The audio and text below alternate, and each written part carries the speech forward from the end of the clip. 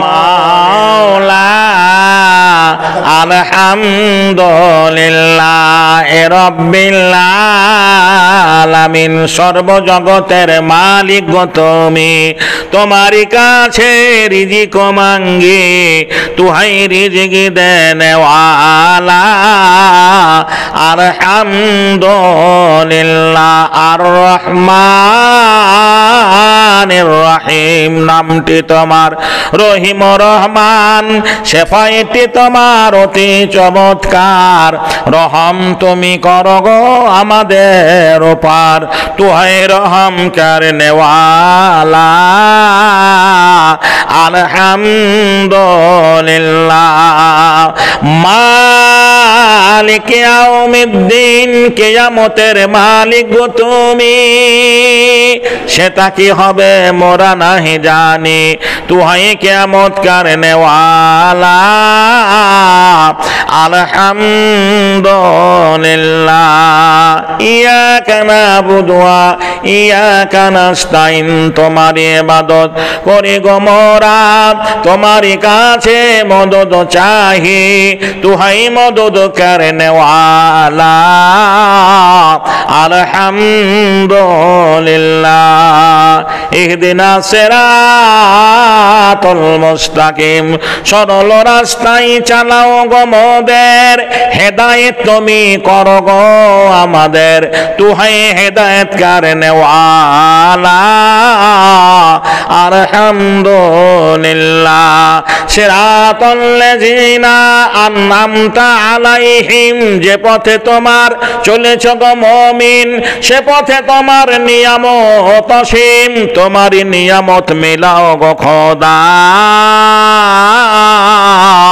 তুহাই নিয়ামত দেনেওয়ালা। আলহামদুলিল্লাহ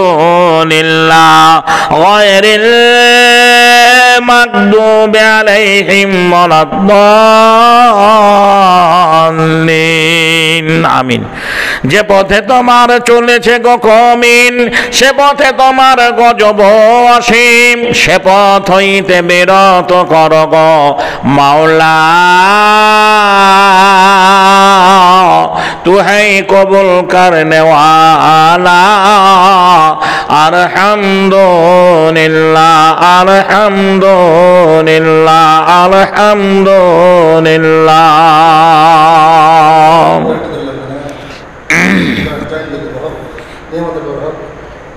এই সূরা ফাতিহাটাকে, জি এই সূরা ফাতিহাটাকে কোরআনের মা বলা হয়েছে। ভাইজানেরা আমার, বন্ধুরে আমার, সূরা ফাতিহার মানে আমরা অনেকেই জানি আল্লাহ কত বড় নিয়ামত দিয়েছেন দুনিয়াতে। এই নিয়ামত প্রসঙ্গের আগেও বলেছি, হায় হায় একই জমিতে পেঁয়াজ, একই জমিতে রসুন, কিন্তু রসুনের ধরনটা আলাদা, পেঁয়াজের ধরনটা আলাদা। জি বন্ধুরে আমার, রসুনের কাজ আলাদা, পেঁয়াজের কাজ আলাদা। আমরা অনেকে গরম ভাতে কাঁচা পেঁয়াজ খাই, খাই না? খাই না? আচ্ছা, গরম ভাতে কাঁচা পেঁয়াজ যেভাবে খাই সেভাবে রসুন মানুষ খায়? খাই, খুবই কম খাই। বন্ধুরে আমার, একই জমিতে আদা, নাকি বলছেন? এই মাটি এমন একটা মাটি, মাটি এমন একটা মাটি, পৃথিবীতে আল্লাহর জমিনে সুবহানাল্লাহ। আপনি কাশ্মীরে যাবেন, কাশ্মীরে সেখানেও মাটি, ওই কাশ্মীরের মাটিতে সুবহানাল্লাহ এত সুস্বাদু ফল আপেল ধরে আছে। জি আপেল ধরে আছে, কাশ্মীরের মাটিতে আপেল চাষ হয়। সুবহানাল্লাহ। যখন আপনি পশ্চিম বাংলায় বর্ধমানে যাবেন, ওই বর্ধমানে একই জমিতে ধান হয়। জি বর্ধমান ধানের জন্য বিখ্যাত, আলুর জন্য বিখ্যাত। আবার যখন আপনি দার্জিলিংয়ে যাবেন, আসাম ডুয়ার্সের দিকে যাবেন, ওখানে কমলা লেবু সুবহানাল্লাহ কিসে হয়? মাটিতে হয়। জোরে বলুন সুবহানাল্লাহ। ওই মাটিতে, জি সুবহানাল্লাহ, দার্জিলিংয়ের চা, আসামের কি বলছেন ডুয়ার্সের কমলা লেবু, সুবহানাল্লাহ, দিনাজপুরের আনারস, দিনাজপুরের শিলিগুড়ির আনারস ওই মাটিতে আনারস হয়, হয় না হয় না? সুবহানাল্লাহ। আর আমরা হতভাগা, আমাদের দেশে ঘোড়া নিম আর নিমের ফেটি, নিম আর তেঁতুল আর তাল, তেঁতুল আর তাল, সব আল্লাহর নিয়ামত। জি, সব আল্লাহর নিয়ামত। বন্ধুরে আমার, ভাইয়ের আমার, একটা চাষি লোক সুবহানাল্লাহ নাঙল বেহেবে, নাঙল বেহেবে হেফসে গেছে, আলিশে এসে গেছে, একটা বটের গাছে আরাম করে ঘুমাচ্ছে।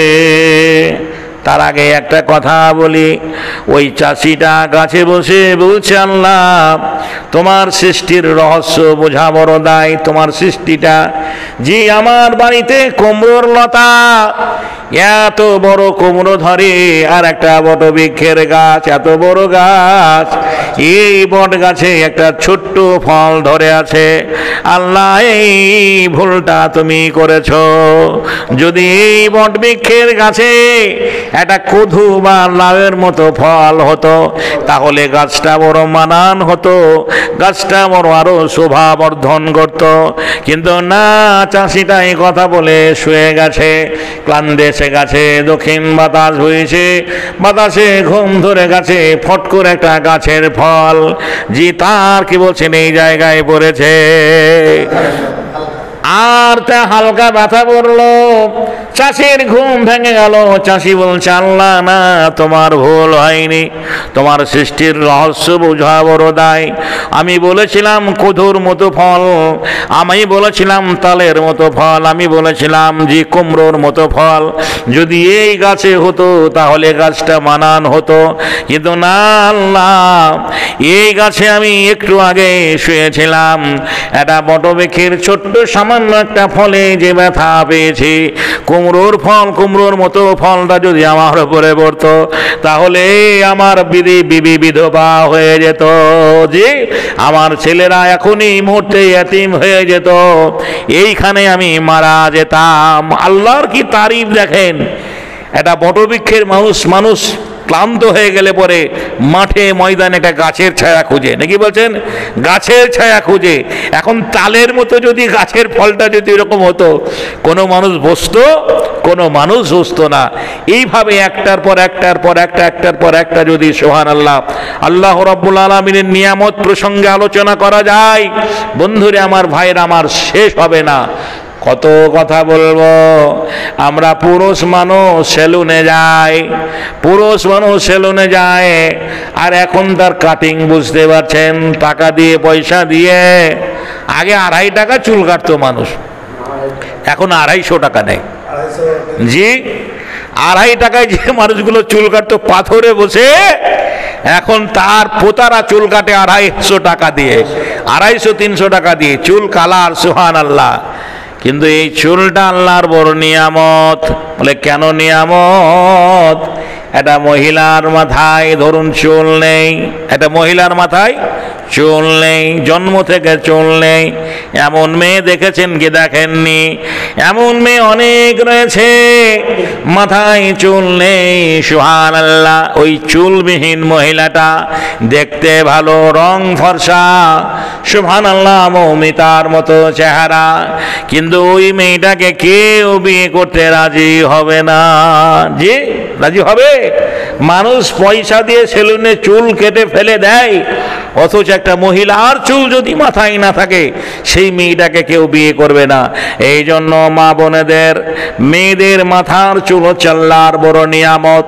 মানুষ নিয়ামতকে কি বলছেন ভিতরে রাখে, যেমনি সোনা কি বলছেন বাক্সে, অ্যাটাচি আলমারি, তারপরে ভেতরে, তারপরে ভেতরে, তারপরে একটা ছোট্ট লাল কি বলছেন কাপে ভরে রাখে সিন্ধুকে। অনুরূপ মায়েরা সোনার জাত রে খালারা, বোনেরা, মায়েরা, আল্লাহর নবী বললেন, মা খালারা তোমরা করবে কি? মাথার বেনিটা, খোপাটা তোমরা ঢেকে রাখবে, কাউকে পরপুরুষকে দেখাবে না। আল্লাহ রাসূল মেরাজে গিয়ে দেখছেন, জি একটা মেয়ের, কতগুলো মেয়েদের পাহাড়ের মতো বড়, মাথাটা পাহাড়ের মতো বড়, পাহাড়ের মতো বড়, আর সে মাথা দিয়ে দাও দাও দাও দাও করে আগুন জ্বলছে, আর তাদের আগুনের পাখিগুলো মগজ তারা ছেড়ে ছেড়ে খাচ্ছে, মেয়েগুলো চিৎকার করছে, আওয়াজ করছে। আল্লাহর নবী জিবরিল আমিনকে বললেন, ও জিবরিল আমিন বলো বলো এই মেয়েগুলো কারা? আল্লাহর নবী কে জিবরিল বললেন, ইয়া রাসূলুল্লাহ আপনার উম্মতের মধ্যে ওই সমস্ত মহিলা যারা দুনিয়ায় মাথায় কাপড় দিত না, যে মাথায় কাপড় দিত না, আজকের বুবুরা বোনেরা বাজারে যায়, যে সুবহানাল্লাহ মাথায় কাপড় থাকে না, ওড়না থাকে না, চাদর থাকে না, সুবহানাল্লাহ পর্দা নেই, মা খালারা বউরা বোনেরা। আল্লাহর নবী ইসলামে পর্দার বিধান বলেছেন, পর্দা করতে বলেছেন, যে এমন মার্জিত পোশাক পরবেন যে পোশাকটা দেখলে আপনাকে ফতেমার মতো মনে হয়, আয়েশার মতো মনে লাগে, যে রহিমার মতো মনে লাগে। আর যদি আপনি এমন পোশাক পরেন সানিয়া মির্জার মতো, তাহলে সেই মেয়েটা জাহান্নামী, সেই মেয়েটা জান্নাত পাবে না। বরাল অনেক থাকলেও আলোচনা করব না, পিছনে বক্তা এসে গেছে। অতএব আজকের সব আমি এখান থেকে পরিসমাপ্তি করছি। আসসালামু আলাইকুম রহমতুল্লাহ বরকাতুহু।